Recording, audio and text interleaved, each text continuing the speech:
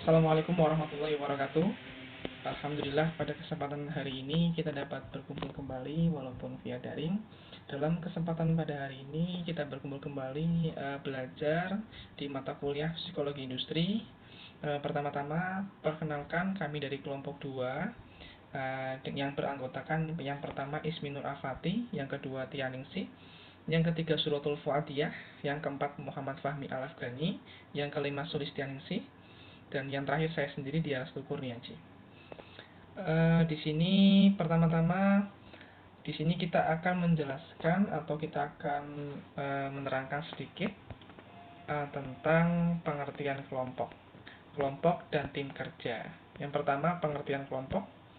Kelompok adalah sekumpulan orang yang mempunyai tujuan bersama, yang berinteraksi satu sama lain untuk mencapai tujuan bersama, mengenal satu sama lain, dan memandang mereka sebagai bagian dari kelompok tersebut. Ini menurut Didi Mulyana tahun 2005. Menurut Walkito, komunikasi kelompok terdiri dari dua kata komunikasi dan kelompok.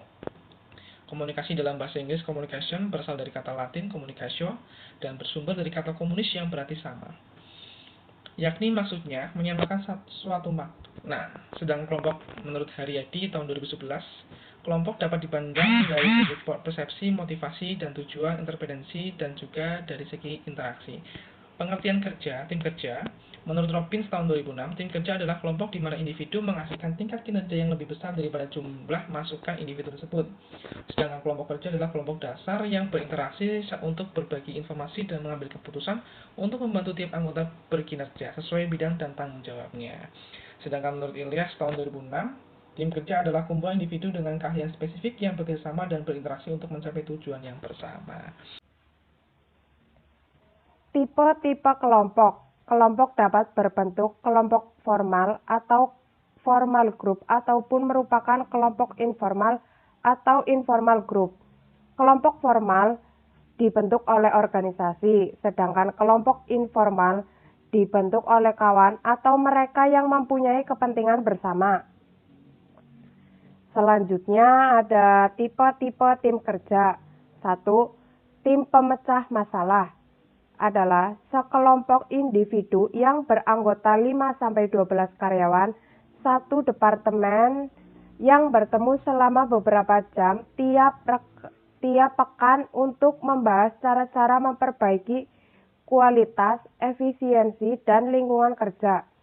Yang kedua, tim pengelolaan diri adalah kelompok yang umumnya terdiri dari 10-15 orang yang memiliki tanggung jawab dari mantan supervisor mereka. Kemudian yang ketiga, tim fungsional silang. Tim fungsional silang adalah kelompok karyawan-karyawan dari tingkatan hierarki yang hampir sama tetapi dengan bidang tugas yang berlainan, yang berkumpul untuk menyelesaikan satuan tugas. Kemudian yang keempat, satuan tugas. Satuan tugas adalah tim yang memiliki peran sama dengan fungsional silang, tetapi hanya bersifat sementara. Kemudian yang kelima, komite. Komite adalah kelompok yang tersusun atas anggota lintas lini di departemen. Dalam merancang tim kerja yang kreatif, para manajer harus menjaga agar dalam satu tim kurang dari 12 anggota. Kemudian perbedaan kelompok dan tim kerja.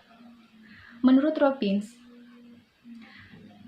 work group atau kelompok kerja adalah kelompok yang berinteraksi, terutama berbagai informasi, dan membuat keputusan untuk membantu setiap anggota kelompok melakukan dalam bidang tanggung jawabnya. Work team atau tim kerja adalah sebuah kelompok di mana hasil usaha individual dalam kinerja lebih besar dari jumlah masukan individual. Menurut pendapat Richard Y. Chang dalam jurnal Membangun Kesejahteraan Tim Building yang memuat dalam bukunya Membangun Tim yang Dinamis. Adapun tahapan perkembangan tersebut adalah sebagai berikut. Menetapkan arah drive. Dalam tahapan ini, tim harus memfokuskan pada misinya dan membuat garis besar strategi yang akan ditempuh serta menetapkan tujuan, prioritas, dan prosedur kerja serta peraturan bagi tim Anda. Bergerak, track. Dalam tahap ini, peran dan tanggung jawab anggota tim ditetapkan dengan jelas Dalam tahap ini, beberapa kendala akan dihadapi dengan penuh bijaksana bersama dengan seluruh anggota tim, sehingga seluruh permasalahan dapat dilihat dengan arif dan bijaksana. Mempercepat gerakan trade. Fase ini dimungkinkan untuk meningkatkan produktivitas secara maksimal dalam memecahkan masalah menggunakan umpan balik dari sesama anggota. Manajemen konflik kerja sama dengan pembuatan keputusan yang efektif. Sampai dengan kerjasama tim yang kompak, tim akan mencapai puncak dengan mengatasi semua kendala-kendala yang ada. Akhirnya mencapai prestasi yang luar biasa. Namun apabila dalam fase ini belum mencapai puncak, idealnya adalah meninjau kembali tim Anda dengan melaksanakan konsolidasi upaya, misalnya berkoordinasi secara maksimal. Potensi peran dalam tim yang menjadi preferensi dalam tim. 1. Kreator inovator. Imajinatif baik membangun ide awal, biasanya dapat di independen. 2. Explorer promotor. Suka menggunakan ide-ide baru, andal mengambil ide-ide dan mencari sumber daya dalam mewujudkan idenya itu. Tapi biasanya kurang sabaran dan kurang terampil dalam pengendalian. Yang ketiga, asesor developer. Terampil dan punya analisis yang kuat. Yang keempat, truster organizer. Senang menata prosedur operasional, mengubah ide menjadi kenyataan dan menyelesaikan segala sesuatunya. Yang kelima, concluder producer.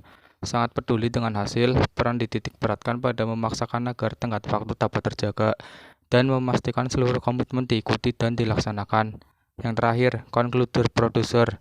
Sangat peduli dengan hasil, peran dititik beratkan pada memaksakan agar tenggat waktu dapat terjaga dan memastikan seluruh komitmen diikuti dan dilaksanakan. Ya, selanjutnya yang keenam, controls inspectors. Artinya peduli dalam mengembangkan dan memastikan pelaksanaan peraturan dan regulasi. Anda memeriksa detail agar terhindar dari ketidakakuratan. Yang ketujuh, upholder maintainers. Artinya punya kekayaan yang kuat, Anda memperjuangkan tim dari serangan luar dan pendukung setia tim. Mereka orang penting karena mampu menjaga kestabilan tim. Yang kedelapan, reporter advisor. Artinya pandangan yang baik dan tidak memaksakan pendapat. Pandai mencari informasi, tidak tergesa-gesa dalam mengambil keputusan. Yang kesembilan, linkers. Mereka adalah pengatur dan penyatu, tidak suka hal yang ekstrim, dan mencoba untuk membangun kerjasama. Mereka kontributor tim, penyatu anggota tim dan aktivitas meskipun perbedaan dapat saja timbul. Ya, cukup sekian materi dari kelompok kami, kurang lebihnya mohon maaf. Wabillahi taufiq wal hidayah. Wassalamualaikum warahmatullahi wabarakatuh.